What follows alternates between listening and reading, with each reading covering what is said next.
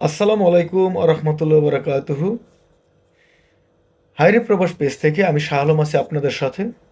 আজ আমি আলোচনা করব টয়লেটের ভেতরে কোন কোন কালার ফাইবার কুলার ডাস্টার ব্যবহার করা হয়।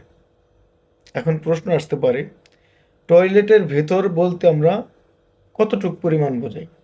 একটা টয়লেটের ভিতরে ওখানে বেসিন থাকে, বাথটব থাকে এবং আয়না থাকে, আয়নার উপরে একটা লাইট থাকে।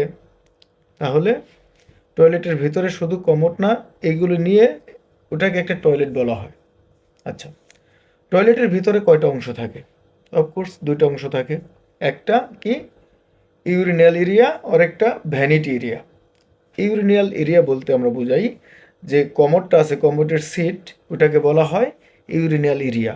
ভ্যানিটি এরিয়া বলতে বোঝায় যে আয়নাটা আছে, আয়না এবং আয়নার উপরে একটা লাইট আছে, লাইটের নিচে যে আয়নার নিচে কি ভ্যাসিন আছে, ভ্যাসিন, বাথটব যেখানে গোসল করে, বাথটব আছে, তো এটাকে বোঝায় ভ্যানিটি এরিয়া।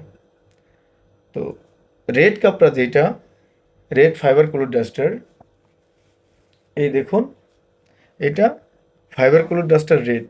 এটা শুধু ইউরিনাল এরিয়া ওখানে ব্যবহার করা হয়, যেখানে সিট, যে কমোডের যে সিট আছে ওখানে শুধু এই রেড কাপড়াটা ব্যবহার করা হয়। ভ্যানিটি এরিয়া যেটা আছে, ভ্যানিটি এরিয়া, ওখানে এই ব্লু কালার কাপড়াটা ব্যবহার করা হয়। লাইট, আয়না, বাথটব এবং ভ্যাসিনে এই কাপড়াটা ব্যবহার করা হয়। আশা করি সকলে বুঝতে পেরেছেন। আসসালামু আলাইকুম।